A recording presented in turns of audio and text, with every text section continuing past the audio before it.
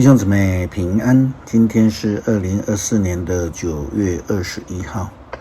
今天的经文是诗篇54篇，列王记下卷17章第5节到18节，马太福音23章29节到39节。今天要跟大家分享的主题是沦陷，英文 fallen。在中文的解释有几个不同的角度，比如说我们说倒塌啦、掉下啦、沦落啦、陨落啦，以及我们今天要谈的主题沦陷等等的。基本上呢，无论是任何的翻译，都是在讲那种往下的意思，具有比较负面的意涵。最近在台湾的政坛上面，贪污舞弊事件，有政治人物因此被羁押禁见，使得他自己以及他所带领的政党支持度大幅的下滑。我们也可以用 fallen 来形容。列王记下卷17章第5节到18节的经文记载了撒玛利亚的沦陷。后来撒满以色列人入侵以色列，围攻撒玛利亚，在围困的第3年，也就是何西亚在位的第9年，亚述皇帝攻下撒玛利亚，把以色列人掳到亚述去，安置在哈腊城歌散区的哈伯河附近和米底亚人的城市。撒玛利亚陷落是因为以色列人得罪了上主，他们的上帝。上主曾救他们脱离埃及王，领他们出埃及，他们却去拜别的神明，仿效当地居民的风俗，就是那一些上主在他子民面前赶走的外族人，又接受了以色列诸王带进的习俗。以色列人暗中做了上主他们上帝不准他们做的事。他们在所有的城镇，从小村到大城，造山丘上的神庙，又在所有的山丘上，在每一棵树荫下竖起石柱和亚舍拉女神的柱像。他们仿效那一些上主赶走的外族人，在神庙里面烧香。他们以邪恶的行为惹上主发怒，去拜上主不准他们拜的偶像。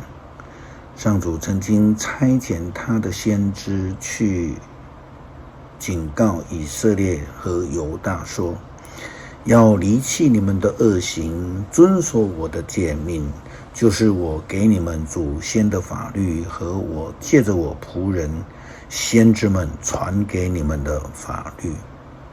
但是他们不肯听从，他们像他们的祖先一样的顽固，不信靠上主他们的上帝。他们拒绝上主的教训，不守他与他们祖先所立的约，不理他的劝诫。他们去拜虚无的偶像，自己也变成虚妄。他们随从邻国的风俗，不听从上主的命令，去仿效异族人。他们离弃上主他们上帝所有的法律，铸造了2头金牛来拜，又铸造了亚舍拉女神的柱像。他们拜星辰，侍奉巴力。他们把自己的子女烧献给异教的神明，又向通灵的和算命的问卜。他们出卖自己，做了上主看为邪恶的事，惹他发怒。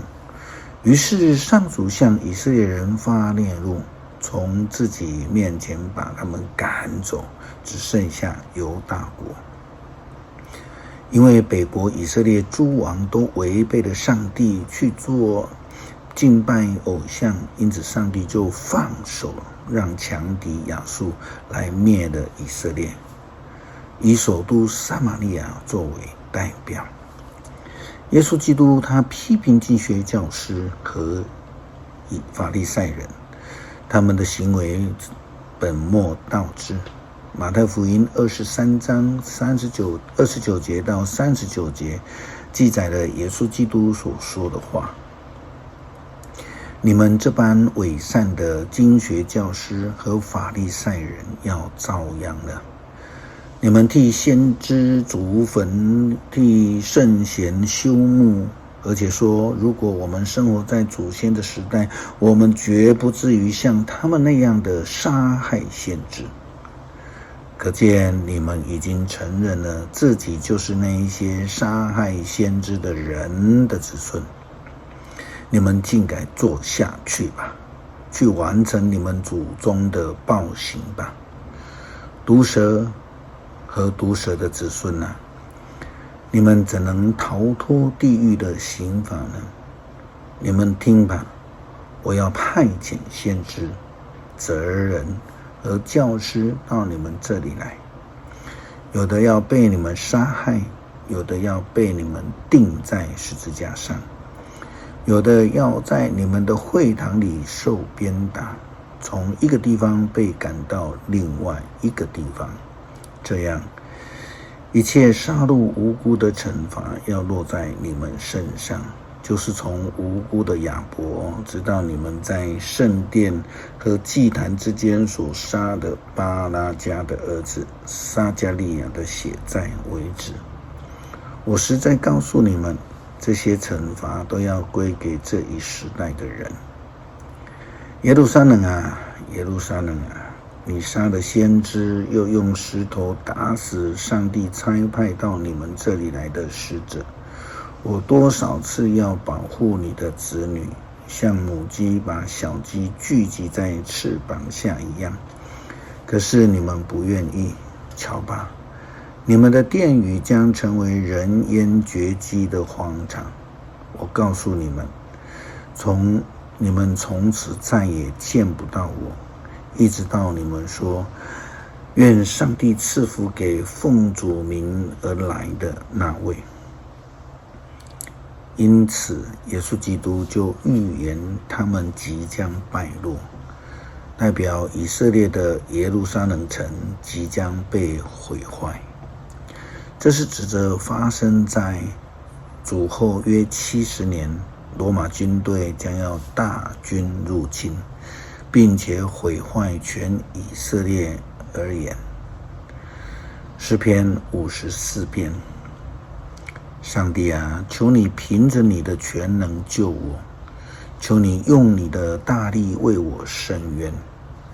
上帝啊，求你听我的祷告，求你垂听我的话。骄傲的人前来攻击我，强暴的人想杀害我，他们眼中没有上帝。我知道上帝是我的帮助，主是我生命的保护者。愿上帝按照我敌人的恶行报应他们，他要凭着自己的信实消灭他们。上主啊，我要欢欢喜喜地向你献祭，我要感谢你，因为你至善。你救我脱离了一切的患难，我亲眼看见了仇敌溃败。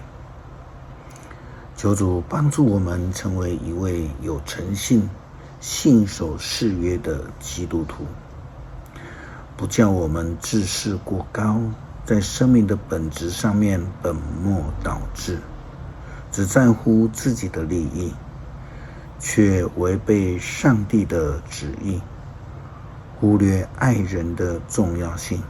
求主帮助。祷告奉主耶稣基督圣名求，阿们。